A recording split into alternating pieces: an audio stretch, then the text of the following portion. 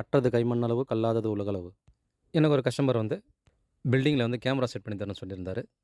அந்த வீட்ல பார்த்தீங்கன்னா, 8 சேனல் டிவிஆர் போட்டு, கீழ பார்க்கிங்கு, சைடு பேசேஜு, படிக்கட்டு, மொட்டை மாடி எல்லா இடத்துலயும் கேமரா மாட்டி குடுத்துருந்தேன். அதுலேருந்து ஒரு சில மெசேஜ். இந்த வீட்ல பார்த்தீங்கன்னா, எலக்ட்ரிக் ஒர்க்லாம் என்ன கூப்பிடுவாங்க, பண்ணி குடுப்பேன். இப்ப கேமரா மாட்டணும்னு சொல்ட்டாங்க. நான் அந்த கஸ்டமர்ட்ட சொன்னது பார்த்தீங்கன்னா, இப்போ வந்து நெறைய கேமரா வருது சார். ஒரு கஸ்டமர் பார்த்தீங்கன்னா, பில்டிங்கில பார்க்கறதுக்கு கேமரா மட்டும் இருந்தா போதும்னு நெனைப்பாங்க. ஒரு கஸ்டமர பார்த்தீங்கன்னா, எச்டி கேமரா வேணும், கிளீனா இருக்குன்னு சொல்லுவாங்க. அதுக்கப்புறம் பார்த்தீங்கன்னா, அந்த கேமராலயே வந்து லைட் வச்சர்லாம் வருது. Day night camera. இப்போ லைட் ஆஃப் பண்ணிட்டோன்னா, கேமராலேருந்து லைட் ஆன் ஆகும். இருட்டா இருந்தாலும் கரெக்ட்டா வந்து வீடியோ கலர் வந்து கரெக்ட்டா பிடிக்கும். வெறும் கேமரா மாட்டணும்னா மாட்டி குடுத்துருவேன். அதில இப்போ நெறைய வருது. நம்மளுக்கு அத பத்தி ஐடியா இல்ல. எல்லாமே நான் வாங்கி குடுத்தா நீ மாட்டிருவியான்னு கேட்டாரு. நான் மாட்டிருவேன் சார் சொல்லியிருந்தேன். என்னென்ன மெட்டீரியல் வேணுன்றத மட்டும் எழுதி குடு.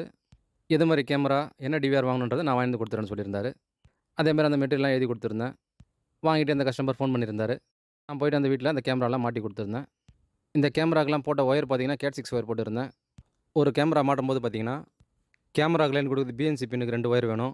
டிசி ஒயருக்கு 2 ஒயர் வேணும். மொத்தம் 4 ஒயர் வேணும். நம்ம கேட் 6 ஒயர் போடும்போது பார்த்தீங்கன்னா, 8 ஒயர் இருக்கும். ஒரு கேமராக்கு 4 ஒயரே போதும். மீதி 4 ஒயர் வந்து ஒரு கேமரா கிட்டயும் வந்து நம்ம டெமி பண்ணி வச்சுக்கலாம். ஃபியூச்சர்ல ஏதோ அந்த ஒயர் ஃபால்ட் ஆகும்போது கூட மாத்தி யூஸ் பண்ணிக்கலாம். அதுக்கப்புறம் பார்த்தீங்கன்னா, இப்போ நம்ம ஒரு கேமரா மாட்டியிருக்கோம். அது பக்கத்திலேயே இன்னொரு கேமரா ஏதோ போடணுன்னும்போது, இன்னொரு ஒயர் போடணும்னு அவசியம் இல்ல. கேட் 6 ஒயர் போட்டு கேமரா மாட்டியிருந்தோன்னா, அந்த கேமராக்கு 4 ஒயர் போக மீதி 4 ஒயர் நம்ம டெமி பண்ணி வச்சிருப்போம் அது உள்ள. அந்த ஒயர வந்து யூஸ் பண்ணி பக்கத்திலே ஒரு கேமரா மாட்டிக்கலாம். டிவிஆர்லேருந்து தனியா ஒயர் எடுத்துட்டு வரணும்னு அவசியம் இருக்காது. கேட் 6 போட்டு கேமரா மாட்டியிருந்தா இந்த மாரி வசதிலாம் இருக்கும். அதுக்கப்புறம் இந்த வீட்ல வந்து கேமராக்கு மாட்டுன அந்த பிஎன்சி பின்னு, டிசி பின்னுலாம் வந்து இந்த ஒயர்லேருந்து ஒயர் முடிக்க அப்படியே டேப் அடிச்சும் பண்ணலாம். நான் எப்படி பண்ணியிருந்தேன்னா, அந்த பிஎன்சி பின்னுக்குலாம் ஜாயிண்ட் அடிச்சுட்டு, அதிலலாம் சால்டரிங் வச்சிருந்தேன். ஒயர் லூஸ் கனெக்ஷன் இருக்கக்கூடாதுன்றதுனால அதுலயுமே வந்து சால்டரிங் வச்சிருந்தேன் நானு. சால்டரிங் தான் வைக்கணும்னு அவசியம் இல்ல. அப்படியே ஒயர முடிக்கும் டேப் அடிக்கலாம். அப்புறம் இந்த கான்ஃபிகரேஷன் பண்ணுறதுக்கு வந்து மோடம்லேருந்து டிவிஆருக்கு ஒரு ஒயர் வரணும். அதாவது கேமராலாம் ஃபோன்ல பார்க்குறதுக்கு. அதே மாரி அந்த வீட்ல இருந்த மோடம்லேருந்து டிவிஆர் வரைக்கும் ஒரு ஒயரும் போட்டுட்டேன். அதில பின் அடிச்சு ஏத்தி குடுத்துட்டேன். ஒயரிங்லாம் பண்ணி அந்த ரேக்லாம் அடிச்சு டிவிஆர்லாம் செட் பண்ணி கையில குடுத்துட்டேன் கஸ்டமர்ட்ட. எனக்கு இங்கிலீஷு எழுத படிக்கலாம் தெரியாது. இப்போ ஆன் பண்ணி டிவிஆர்ல செட் பண்ணோம் எல்லாம்.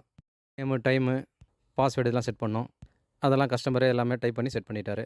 டிவிஆர் செட்டிங்லாம் அவரே பண்ணிட்டாரு. உங்க வீட்லயும் ஏதோ கேமரா ஒயரிங் பண்ணும்போது, சாதா கேமரா ஒயர் ரூ. 1000வான்னும்போது, இந்த கேட் 6 ஒயர் வந்து ரூ. 3000 இருக்கும். ஒரு காயிலுக்கு வந்து ரூ. 2000 இது எக்ஸ்ட்ரா இருக்கும் கேட் 6 ஒயரு.